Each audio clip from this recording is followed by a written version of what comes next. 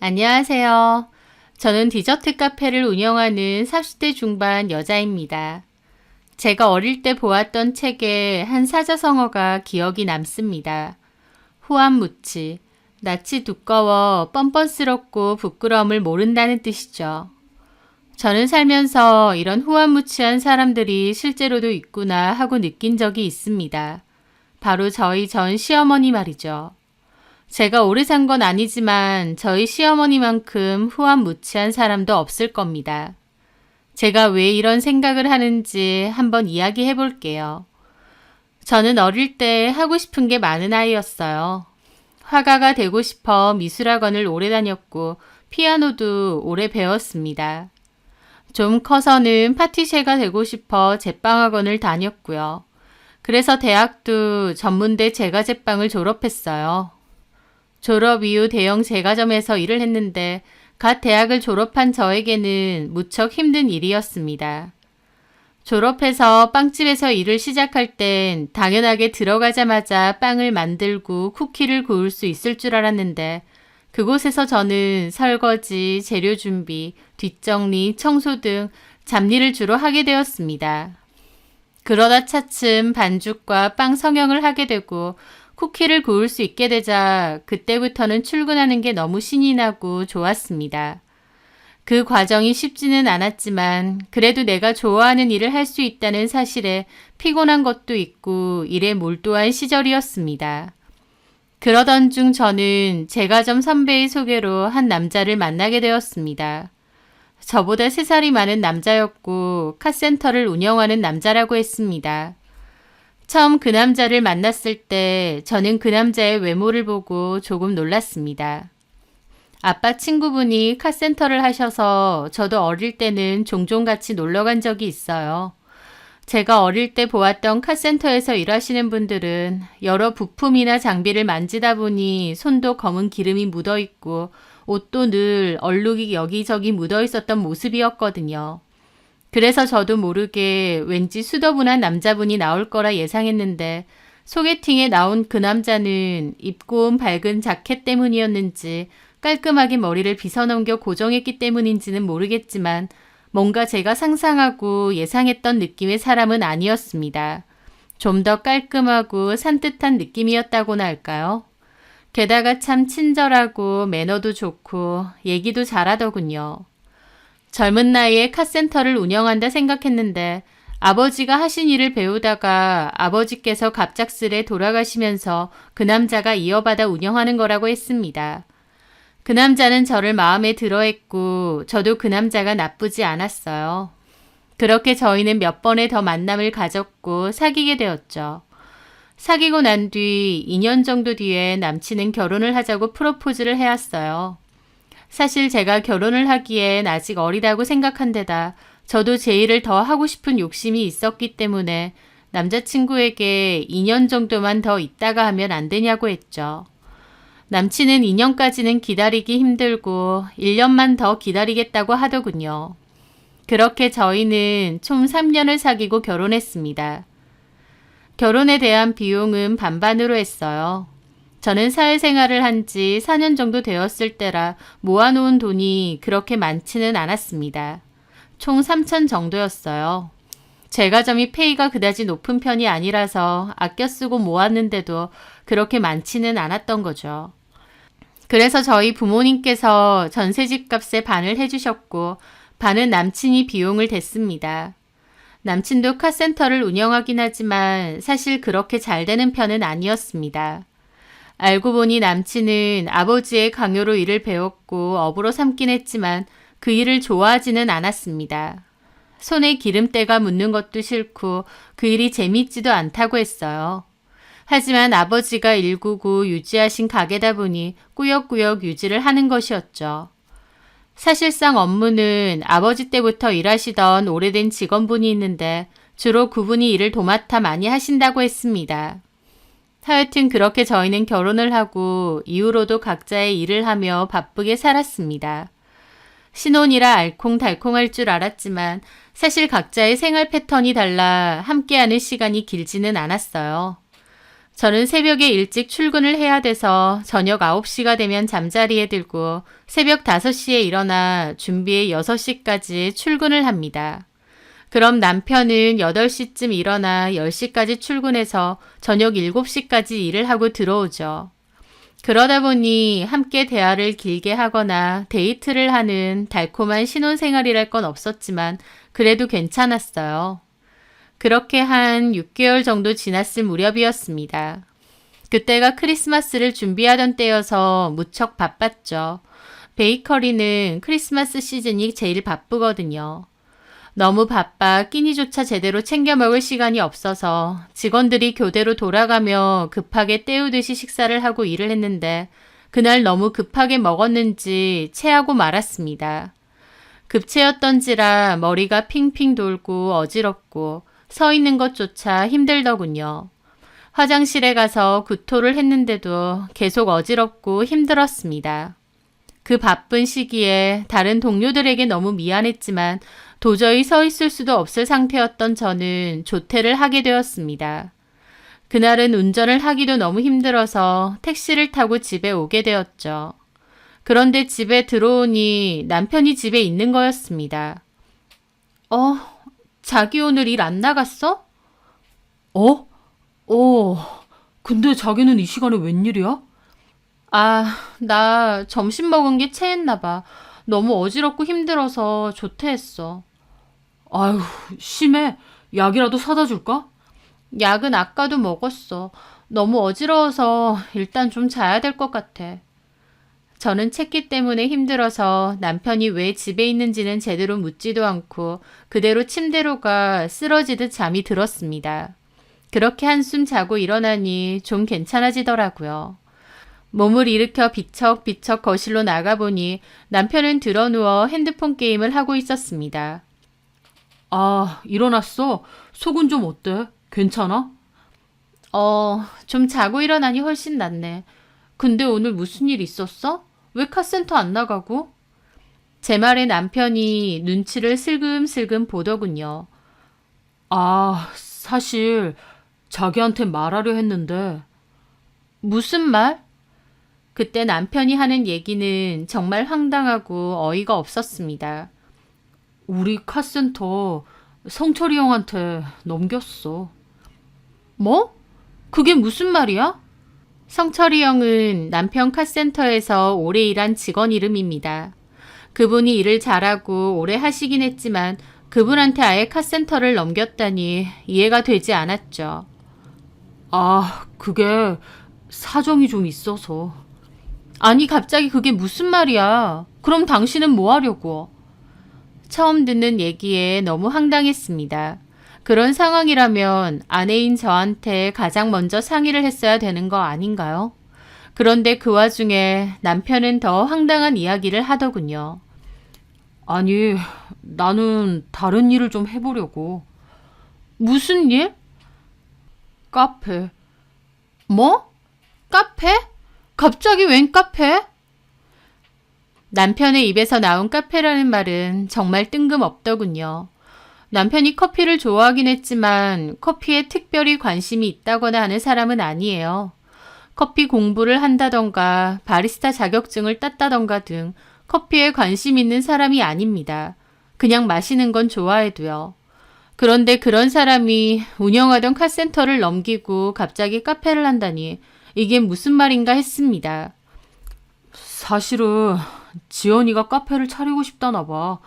그래서 지연이가 모은 돈에 엄마가 갖고 있는 돈 합쳐서 카페를 차리려고 하는데 아무래도 번듯하게 하려다 보니 돈이 좀 부족한가 보더라고. 근데 당신도 알잖아. 요즘 동네 카페 조그만한 거에서는 돈도 안 되는 거. 그래서 우리 카센터 팔아서 그 돈 가지고 좀 더 크게 차리면 어떨까 싶더라고. 그리고 나도 이참에 카페 사장으로 일하면 괜찮을 것 같아서. 저는 그 말을 듣고 아까 급체를 했을 때보다 더욱 정신이 혼미해지는 느낌을 받았습니다. 사실 신우는 프랜차이즈 카페에서 정직원으로 일을 하고 있습니다. 신우 SNS를 보면 예쁜 카페 찾아다니는 걸 좋아하고 디저트 이쁘게 해서 사진 찍는 걸 좋아하긴 해요. 하지만 신우 본인이 카페 창업을 한다? 그것도 아무런 경험도 없는 남편과? 이게 잘 될 수 있는 건가 싶었습니다. 제가 신우를 오래 본 건 아니었지만 연애 때부터 종종 이야기를 듣고 또 결혼해서 본 바로는 신우도 겉으로 보여지는 것에는 신경을 많이 쓰지만 실제로는 무척 게으른 사람이었습니다. 일한다는 핑계로 집안일에는 전혀 관심도 없고 방에 가봐도 발 디딜 틈이 없이 지저분하고 먹는 것도 차려 먹기 귀찮아해서 반찬이 냉장고에 있어도 늘 배달 주문을 해서 먹는 사람이었습니다. 본인 한 몸 꾸미고 가꾸고 보여지는 것에는 신경을 쓰지만 사실은 게으르기도 하고 계획적이라던가 야무진 사람도 아닙니다. 그런데 그런 사람이 창업을 하고 카페를 운영하겠다뇨. 개인적인 제 생각이지만 장사를 하려는 사람이라면 가장 중요한 게 부지런함이 아닌가 생각해요. 창업이라는 게 오히려 회사를 다니는 것보다 더 부지런해야 되고 더 노력을 많이 해야 된다고 생각하거든요. 그런데 신우와 남편이 무턱대고 카페라뇨. 저로서는 괜히 돈만 버리는 것이 아닐까 싶었습니다. 저희 남편도 신우와 비슷한 성향이었고 카센터 운영도 게을리했는데 카페라고 뭐가 다를까요? 그걸 저는 아니까 걱정이 되었습니다. 근데 자기야, 그거 하려면 바리스타 자격증도 있어야 되고. 아, 그거라면 걱정 마. 다음 주부터 학원 갈 거야. 아가씨랑 같이? 지연이는 자격증은 전에 따놨어. 설마 그런 것도 준비 안 했을까 봐. 우리 나름 준비 착실하게 하고 있었지. 저한테는 말 한마디 없이 자기들끼리는 이야기가 다 된 거였는지 계획을 줄줄 잘도 얘기하더군요. 이미 카페할 장소도 봐놓았다고 했습니다. 그럼 우리 생활비는? 자기 일 안 하면 우리는 어떻게 해? 넉넉 잡아. 한 석 달만 당신이 고생 좀 해줘. 그 다음에는 내가 더 많이 낼게. 카센터 정리한 돈에서 좀 빼놓고 하려고 했는데 몫이 좋아서 그런지 임대료가 생각보다 비싸더라고. 그래서 여윳돈이 없어. 미안해. 정말 기가 찼습니다. 다 떠나서 이런 상황을 와이프인 나한테 한마디 상의도 없이 독단적으로 했다는 게 이해가 되지 않고 화가 났습니다. 아니, 이런 일을 어떻게 나한테 한마디 말도 없이 정해? 나 당신 와이프야. 가장 먼저 나한테 의논해야 되는 거 아니야? 알지. 아는데 자기도 알다시피 내가 카센터 일이 맞는 것도 아니고 일하는 내내 너무 힘들었거든. 나 진짜 기름 냄새, 고무 냄새만 맡아도 토가 나올 지경이었어. 억지로 맡아서 하긴 했지만 진짜 안 하고 싶었는데 그만두면 뭐 할 게 있어야지. 그래서 꾸역꾸역 버텼는데 마침 지연이가 카페 창업을 한다잖아. 지연이 얘기 들어보니까 내가 해보면 좋겠더라고. 나 커피도 좋아하잖아. 자기야, 나 잘할 수 있어. 카센터 때보다 더 돈 많이 가져다 줄게. 장담해. 내가 카페로 성공해서 당신 호강시켜줄게. 응? 이번 한 번만 나 좀 믿어주라. 응? 남편은 그렇게 애교와 아양으로 뭉개보려 했습니다. 시작 전에 얘기했으면 저도 반대했겠지만 이미 카센터도 넘기고 일이 그렇게 진행된 것을 어쩌겠나 싶어서 반쯤 포기하는 심정으로 그래 한번 해봐라 하고 이해하기로 했습니다. 그렇게 3개월이 지나고 카페를 오픈했습니다. 처음에는 오픈빨이라는 게 있어서 그랬는지 나쁘지 않았는데 그 오픈빨이라는 게 놀랍게도 딱 3개월 가더군요.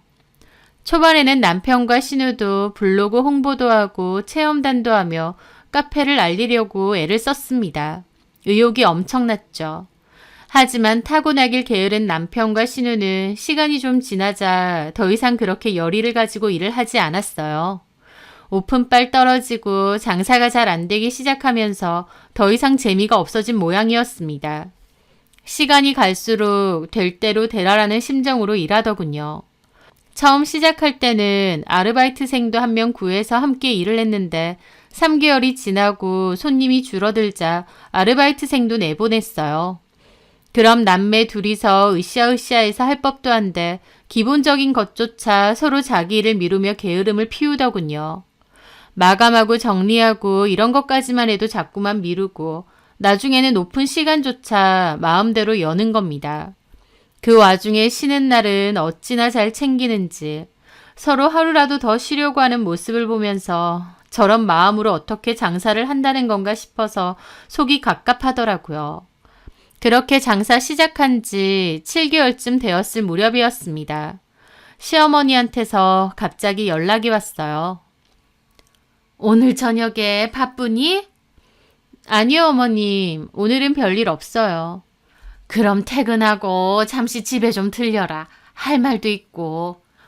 아, 네, 어머님. 끝나고 찾아뵐게요. 저는 어머님이 또 아이 얘기를 하려고 하시나 싶었습니다. 결혼하고 얼마 지나지 않아서부터 손주 타령을 하셨는데 제가 아직 나이도 어리고 좀 더 일을 하고 싶은 욕심에 밀었거든요. 그러다가 남편이 카센터를 그만두고 카페 준비를 하는 여러 상황 때문에 더더욱 아이를 가지는 것은 엄두도 두지 못했죠. 어머님께 내 지금 상황에 대해서 알려드려야겠다 생각하며 저희 매장에서 만든 롤케이크를 하나 사서 어머님 댁으로 향했습니다. 어머님, 저 왔어요. 그래 왔니? 오늘 날이 유난히 덥지? 그러니까요. 이제 가을인데도 덥네요. 어머님, 이거 제가 만든 롤케이크예요. 나중에 아가씨랑 같이 드세요. 그래, 고맙다. 우선 좀 앉아봐라. 저는 거실 소파에 앉았습니다. 어머님은 저를 앉혀두고 말씀하셨죠. 정희 네가 그 빵집에 일한 지가 꽤 됐지? 네, 학교 졸업하고 바로 취직해서 일한 거라 이제 꽤 되죠. 전에 들어보니까 너도 바리스타 자격증도 있다고? 네, 학교 다닐 때 따놓았던 게 있어요. 그래, 이래저래 잘 됐네. 요즘 지연이 카페가 영 장사가 안 되는 건 너도 알고 있지? 아, 네. 지환 씨가 안 그래도 요즘 손님이 별로 없다고 걱정이 많다고 하더라고요. 그래서 말인데 내가 너를 이렇게 부른 까닭은 정인이가 그 카페를 좀 맡아서 하는 게 어떻겠니? 저는 생각지도 못한 말에 놀랐습니다. 네? 제가요? 그래, 네가 빵집 써도 오래 일하기도 했고 자격증도 있고 하니까 좀 맡아서 해보면 어떨까 싶은데. 저도 그 생각을 전혀 안 했던 건 아닙니다. 하지만 제가 알고 있는 남편과 신우는 제가 일을 같이 한다고 하면 아마 모든 일을 저에게 미룰 거라는 생각이 있어서 저는 절대 카페 일에 손대지 않겠다고 남편과 진작에 얘기를 했었죠. 그런데 시어머니는 저한테 카페에서 일해달라고 하시는 거였습니다. 어머니, 저도 그 생각 안 해본 건 아닌데요. 지금 상황이 카페가 그렇게 잘 되는 게 아니라서 저까지 제과점을 그만두면 당장 생활이 쉽지 않아요. 그리고 제가 카페에서 일한다고 해서 잘 된다는 보장이 있는 것도 아니고요. 그렇게 말하자 시어머니는 오히려 반색을 하시며 말씀하셨습니다. 아이고 그래, 너도 생각해 본 적은 있다 이거지? 그래, 우리 카페도 케이크 만들고 쿠키 만들어서 팔 수도 있는데 괜히 다른 데서 사와서 하려니 마진도 안 남고 특색도 없고 그러잖니.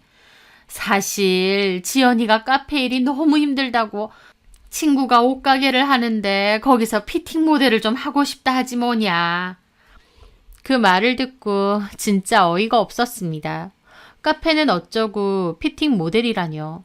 물론 신우가 얼굴도 이쁘장하고 몸매도 괜찮은 편이에요. 하지만 카페 일 버려놓고 다른 데 가서 일을 하겠다뇨. 이건 또 무슨 상황인가 싶었죠.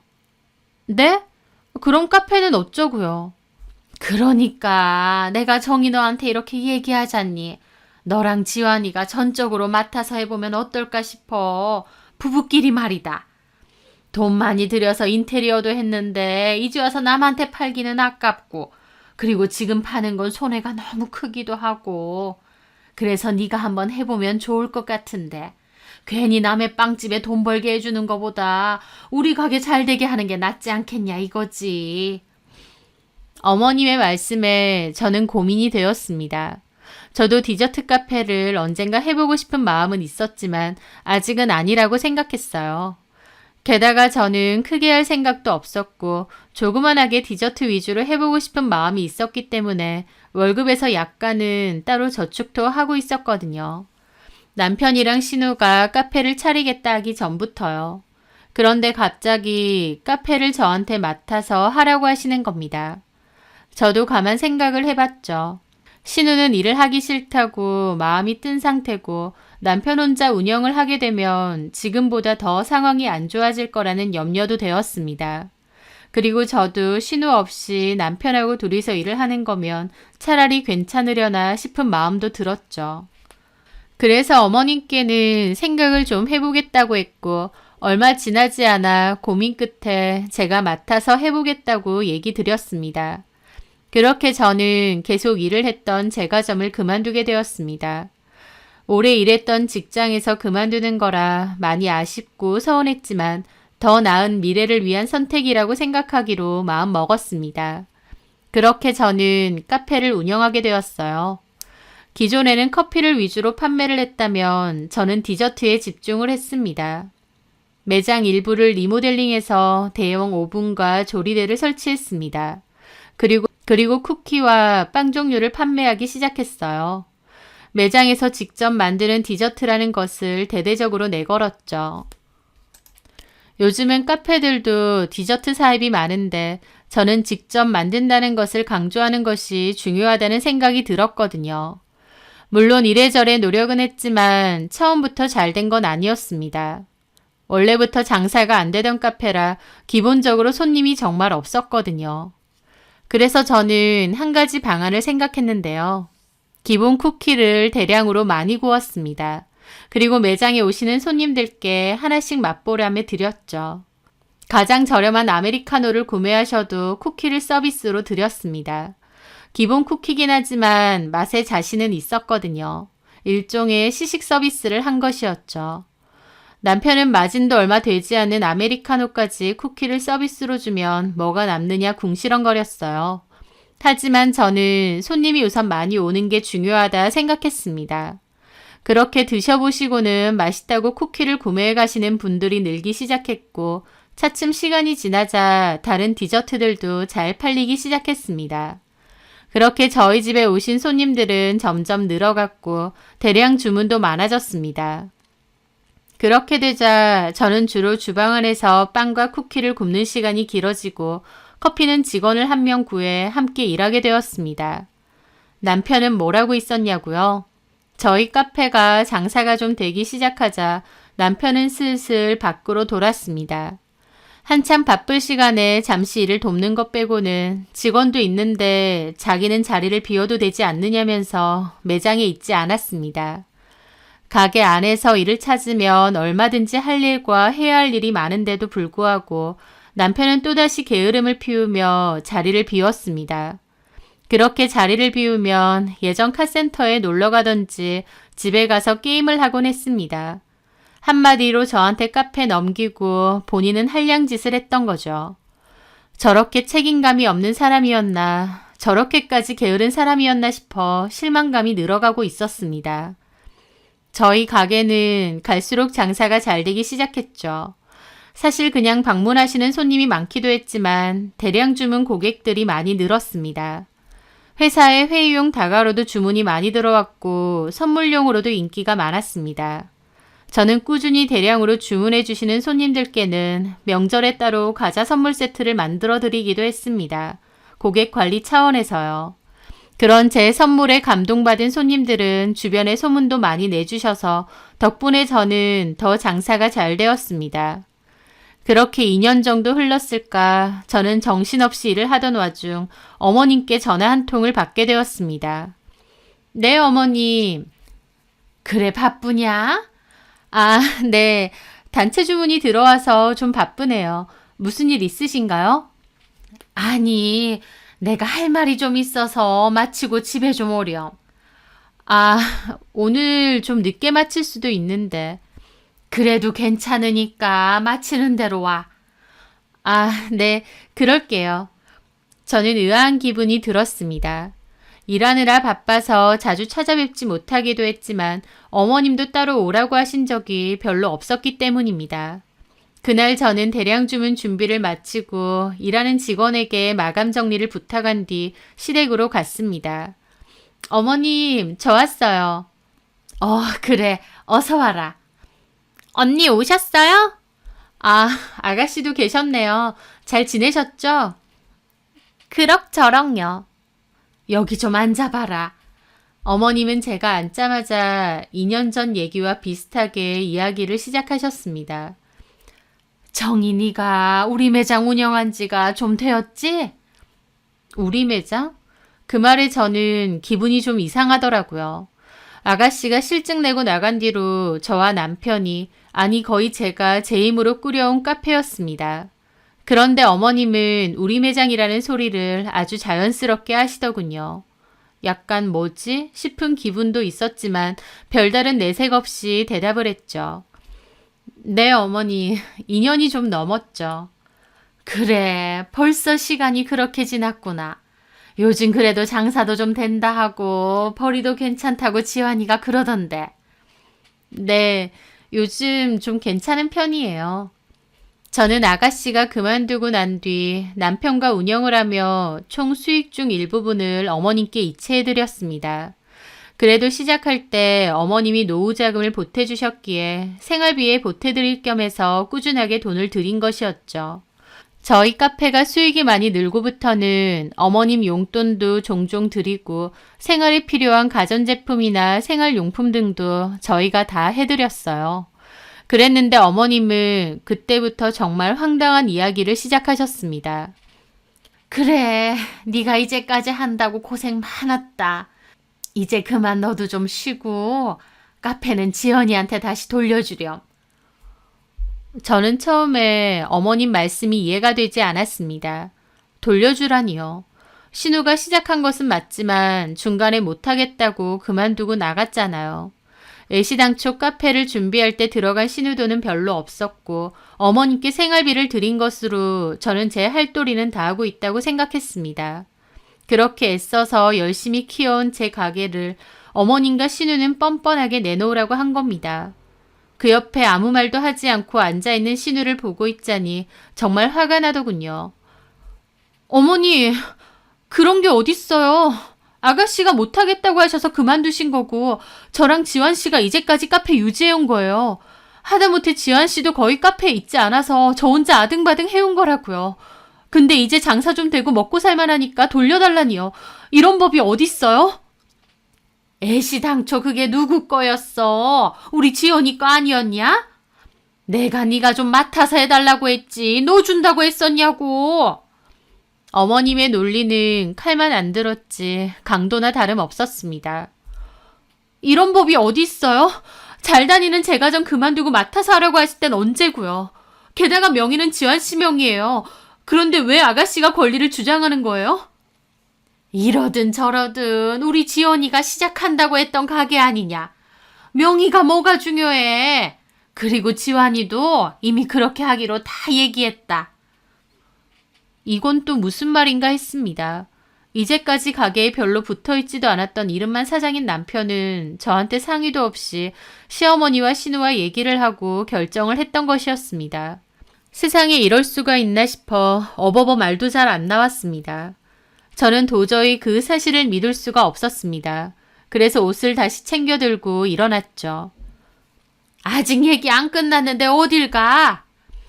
도저히 못 믿겠어요. 지한 씨하고 먼저 얘기할게요. 저는 무슨 정신으로 집에 왔는지 모르겠습니다. 이게 무슨 상황인지 어떻게 받아들여야 될지 너무 혼란스러웠거든요. 집에 돌아온 저는 남편을 보자마자 소리를 질렀습니다. 당신이 정말 그랬어? 남편은 제가 그렇게 나올 걸 예상이라도 한 것처럼 태연한 얼굴로 소파에 앉아있더군요. 아, 그거 이제 지연이한테 돌려주는 게 어때? 그게 무슨 소리야? 그걸 왜 아가씨한테 돌려줘야 되는데? 애시당초 그거 지연이 거였잖아. 그거 못하겠다고 나간 게 아가씨야. 그거 받아서 내가 이제까지 먹고 살게 만든 거라고. 아니, 너만 했어? 나도 같이 했어. 당신이 뭘 그렇게 했는데? 가게 자주 나오지도 않고 청소며 정리며 다 나한테 맡기고 계산대 주문 몇 번 받다가 놀러가 버린 사람이 누군데? 나 혼자 동동거리며 바쁠 때 당신 뭐 했어? 골프 치고 당구 치고 놀 거 다 놀고 나는 진짜 숨이 꼴딱꼴딱 넘어가게 바쁠 때 당신 나 도와주기나 했어? 아, 일하는 사람 있었잖아. 뭐 당신 혼자 다 했어? 그리고 다 떠나서 애시당초 명의가 나랑 지연이 거였어. 가게 주인이 지연이랑 나라고. 그걸 왜 이제 와서 넘기라고 하는 건데. 아, 지연이가 이제 모델 일도 못하고 이제 나이 먹어서 취직도 어려운데 그래도 자기가 해보겠다고 했던 거니까 다시 한번 힘내서 해보겠다 하길래 엄마도 지연이 어떻게 먹고는 살게 해주고 싶으니까 그런 거 아니야. 원래 주인한테 돌려준다 이거지. 엄밀히 말하면 당신은 직원 같은 거니까. 저는 헛웃음이 나왔습니다. 웃기고 있네. 장사 안 돼서 팔이 날릴 때는 못하겠다고 나한테 떠넘기고 이제 장사 좀 되고 돈이 좀 된다 싶으니까 탐이 나서 그런 거 아니야? 아, 진짜 사람을 뭘로 보고. 좀 솔직해져 봐. 그게 이제까지 장사 안 돼 빌빌거렸으면 아가씨가 퍽이나 탐을 냈을까? 아, 그래. 장사 잘 되니까 배가 아프댄다. 됐냐? 남편은 이제야 본심을 드러냈습니다. 그거 나 혼자 먹고 살았어? 어머님 생활비 꼬박꼬박 보내드렸고 당신도 당신 하고 싶은 거 할 수 있게 내가 배려 안 해줬어? 근데 그걸로도 부족해? 그래, 부족해. 내가 뭘 그렇게 하고 살았는데. 나도 필드도 자주 나가고 싶고 골프채 바꾸고 싶어도 네 눈치 보여서 못했어. 지연이가 카페 운영하고 당신은 다시 제가 좀 들어가도 되잖아. 거기서도 한 번씩 다시 오라고 했다면서. 남편의 계획은 이거였습니다. 남편은 지금은 저에게 용돈 받고 저희 생활비 카드를 쓰는데요. 용돈을 받아 쓰는 것에 불만이 많았어요. 그러니까 여동생과 운영하면서 본인 수익을 더 많이 가져가고 싶었던 거죠. 또 그 와중에 저는 제과점에서 일을 해서 생활비를 벌라고 하는 것이었고요.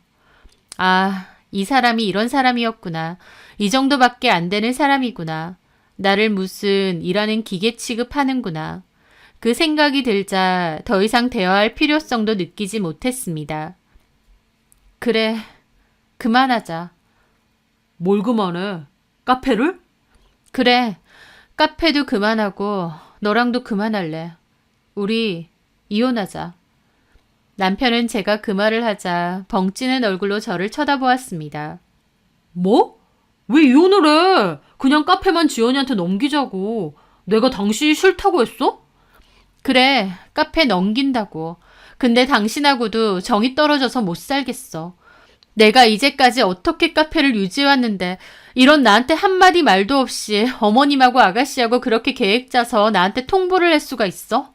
사람이면 이렇게는 못해. 나는 너네 가족들 무서워서, 아니 더러워서 못 보겠어. 이혼해. 뭐라고? 더러워? 그래, 더럽고 추접스러워. 무슨 칼만 안 들었지. 강도나 다름없는 거 아니야? 그래, 카페 가져. 다 가져. 나는 이제 너랑은 말도 하고 싶지 않아. 그렇게 저는 조용히 짐을 싸서 나왔습니다. 남편이 말렸지만 내 몸에 손대는 순간 경찰에 신고할 거라고 어디 한번 해보라고 소리 지르니 남편 아무 말도 못하고 서 있더군요. 그렇게 저는 집을 나와 친정으로 향했습니다. 사실을 안 저희 부모님도 노발대발 난리가 나셨어요. 제가 저희 부모님께는 카페 일에 대해서 별로 얘기를 안 했지만 평소 쉬는 날도 별로 없고 늘 바쁜 걸 저희 부모님도 아셨거든요. 그걸 안쓰러워 하셨던 부모님은 당장 시댁으로 가겠다고 하시는 거 제가 말렸습니다. 그럴 필요 없다고, 그렇게 해봤자 자기들이 무슨 짓을 하는 건지 알 인간들이 아니라고 했습니다. 그렇게 친정에서 지내게 된 저는 바로 다음날부터 카페에 가지 않았죠. 신우가 출근했는지 다음날 저희 직원에게 연락이 왔습니다. 저는 직원에게 오늘 일단 일을 해달라고, 그리고 카페 마치고 따로 얘기를 하자고 했죠. 그렇게 저녁에 저는 직원을 만나 자초지종을 얘기했습니다. 직원은 저의 얘기에 본인이 더 화가 나서 말하더군요. 아니, 사장님, 어떻게 그럴 수가 있어요? 그 가게 사장님이 얼마나 애쓰면서 유지해온 가게인데 무슨 그런 사람들이 있어요. 안 그래도 오늘 그 여자분 와서 어땠는지 아세요? 뭐 하는 것도 없이 계산대서 주문 받고 아무것도 안 하려고 하는 거예요. 저 혼자 음료 만들고 정리하고 청소하고 하면서도 이게 뭔가 싶었다니까요. 오늘 정말 많이 힘들었겠어요. 나도 어제는 경황이 없어서 따로 민지 씨한테 말을 못했어요. 미안해요. 그리고 내가 어제 오늘 생각해 보았는데요. 저의 말에 직원은 고개를 끄덕끄덕 했습니다. 그리고 제 말대로 해주겠다 했습니다. 저는 고맙다고 그럼 조만간 다시 보자고 하고 헤어졌죠. 그렇게 집에 돌아온 저는 이혼 준비를 시작했습니다. 그리고 또 한 가지를 더 준비했죠. 한동안 저는 정말 정신없이 바빴습니다. 카페를 운영하면서도 바쁘게 살아왔다 생각했는데 몇 달간 저는 정말 하루에 서너 시간을 자며 바쁜 나날들을 보냈죠. 남편은 제가 이혼에 대한 마음이 변함없는 것을 알고는 소송이 아닌 협의로 이혼을 하자고 했지만 재산은 처음 결혼할 때 집의 반에 해당하는 금액만 돌려주겠다고 하더군요. 어이가 없었습니다. 집이 많이 오르진 않았지만 그래도 집값이 오르기도 했고 또 생활에 관해서도 제가 기여도가 높았는데 그런 것에 대해서는 전혀 생각도 말도 없더군요. 그래서 저는 소송으로 준비했습니다. 재산 분할은 물론이고 카페 지분에 대해서도 일정 부분 받아낼 생각이었죠. 하지만 재산 분할은 되었지만 지분은 제 명의가 아니다 보니 쉬운 일이 아니었습니다. 저도 너무 아쉬워서 나름 노력을 해봤지만 제가 직원으로도 사장으로도 되어 있다는 증거가 없었기에 그 부분은 너무나도 아쉽게 포기해야 했습니다. 하지만 저는 안 되는 것이라면 미련두지 말자, 앞으로 내가 해야 할 일을 하자 생각했습니다. 그렇게 이혼이 마무리되어갈 무렵 저는 저의 카페를 열었습니다. 원래 있던 카페에서 차로는 5분 정도 걸리는 그다지 멀지 않은 곳이었죠. 새롭게 연 제 카페는 그전보다 규모가 크지는 않았지만 번화가 쪽에 위치해 있어 유동인구도 많고 주변에 회사도 많은 곳이었습니다. 저는 그 카페를 정말 최선을 다해 운영했어요. 보란 듯이 성공하고 싶었거든요. 그리고 얼마 지나지 않아 전 카페보다 더 장사가 잘 되기 시작했습니다. 전에 카페에서 일을 했던 직원 민지 씨 또한 저희 가게로 와서 함께 일했고요. 제가 단기간에 크게 성장할 수 있는 데는 저희 직원 민지 씨의 역할이 컸습니다. 민지 씨는 제가 그만두고 나서도 한 달 정도 더 일을 했습니다. 신우에게는 곧 그만두겠다 말한 뒤 새로 사람을 구하고 인수인계를 하는 그 기간 동안 카페에서 대량 주문을 하는 고객들이 오면 은근슬쩍 이야기를 했다고 합니다. 물론 신우가 있어 대놓고 말하지는 못했지만 제가 그만두었다고 얘기하며 저의 번호를 알려주기도 했고 신우가 자리를 비울 때는 저의 상황에 대해서 간단하게 설명도 했다고 합니다. 시댁 식구들이 카페 잘 되자 뺏으려고 했고 사장님은 어쩔 수 없이 그만두게 되었다고 하면서 곧 다시 새로운 카페를 열 거라며 제 번호를 알려주었습니다. 그전에는 매장 번호로 연락이 많이 오도록 해놨던지라 저도 그 부분이 아쉬웠는데 저희 직원은 똑부러지게도 그렇게 일을 해주었습니다. 덕분에 전에 저희 매장에 대량 주문을 많이 하시던 큰손 손님들이 거의 저희 가게로 넘어왔고 저는 그 외에도 새로운 손님들까지 생기며 더욱 장사가 잘 되었던 겁니다. 직원인 민지 씨한테도 월급도 더 많이 올려주고 보너스도 자주 주면서 바쁘고도 즐겁게 지내고 있을 무렵이었습니다. 그러다 남편을 소개해준 제과점 선배한테서 연락이 왔고 저는 시댁의 근황에 대해 듣게 되었죠. 제가 그만둔 뒤 신우와 남편은 본인들이 다시 카페를 운영했다고 합니다. 하지만 원래 놀던 가락 어디 가나요? 거의 직원들한테 일을 맡겨놓고 매장 한 구석에서 폰이나 하고 노는 게 일상이었대요. 저희 남편도 매장에 잠시 얼굴 비추고는 스크린 골프하러 간다며 놀러 나가버리고요. 사장이 열심히 하지 않는데 직원들이 열심히 할 수 있겠나요? 게다가 디저트로 수익이 높은 카페였는데 그 디저트를 만드는 제가 없이 사입으로 대체가 되니 손님들은 낙엽처럼 우수수 떨어져 나갔다고 합니다. 직접 만드는 맛있는 디저트 맛집이라서 저희 가게에 왔던 건데 막상 와보니 디저트는 공장 사입이고 분위기도 안 좋고 커피 맛도 그저 그렇고 도저히 다시 올 이유가 없었으니까요. 그렇게 손님들 엄청 떨어져 나가고 리뷰도 엄청 안 좋아지고 그제서야 다시 부랴부랴 파티셰를 구했는데 전문 파티셰를 채용하려고 하니 수지가 맞을 수가 없었죠. 게다가 이미 대량 주문을 하는 고객들은 저희 쪽으로 옮겨왔고요. 신우와 남편 카페에는 주문이 많지도 않았는데 새로 구한 파티쉐도 제과 제빵 자격증을 갖단 초보였습니다. 그러니 당연히 디저트 수준이 전과 같지 않고 종종 서비스를 줬던 저와 달리 재료도 더 저렴한 재료로 단가 낮추기에 급급했던지라 카페는 만기를 걸을 수밖에 없었습니다. 그렇게 겨우 반년을 버티고 버티다가 결국 임대를 내놓았다고 해요. 하지만 이미 트렌드가 한참 지나버린 장사도 잘 안 되는 카페를 누가 관심 있어나 하나요. 그렇게 남편은 카페 일을 그만두고 다시 카센터에 가서 일을 한다고 했습니다. 한때 사장 소리 들었던 카센터에서 이제 직원으로 일을 하는 거죠. 겉멋만 들어서 기름밥 먹기 싫래 어쩌네 하던 그 인간이 이제는 카센터 사장도 아니고 직원으로 일할 걸 생각하니 웃음만 나더라고요. 아주 꼴 좋다 싶고요. 아가씨는 여전히 정신 못 차리고 집에서 놀고 있다고 합니다. 시모랑 언제까지 이렇게 살 거냐고 자주 싸우나 봐요. 저희 남편하고도 자주 다투고요. 그냥 제가 하게 놔두지 욕심내다 이 모양 이 꼴이 되었다고 남매끼리도 서로 얼굴만 마주하면 싸운다고 합니다. 그 얘기를 듣는데 참 비웃음만 나더군요. 멍청하게도 황금알을 낳는 닭의 배를 갈라버린 셈 아닌가요? 가만히나 있었으면 어머님도 생활비 따박따박 받을 테고 남편도 편하게 살 수 있었을 텐데 지 무덤 지가 판다는 말이 딱 어울리는 말이 아닌가 싶습니다. 저는 여전히 바쁘게 지내고 있습니다. 카페를 여는데 저희 부모님이 도움을 많이 주셨거든요. 전에 신우와 전남편 카페에서 일할 때는 제가 거의 일을 했음에도 저희 부모님은 잘 챙기지 못해 늘 죄스러웠는데 이제 저희 부모님 마음껏 챙기고 용돈도 드릴 수 있어 요즘 너무 행복합니다. 그리고 저를 믿고 카페를 이용해 주시고 주문해 주시는 고객님들께도 늘 감사하고요. 저는 늘 감사한 마음으로 저 또한 베풀면서 살 수 있게 노력하고 싶습니다. 제 사연 들어주셔서 감사합니다.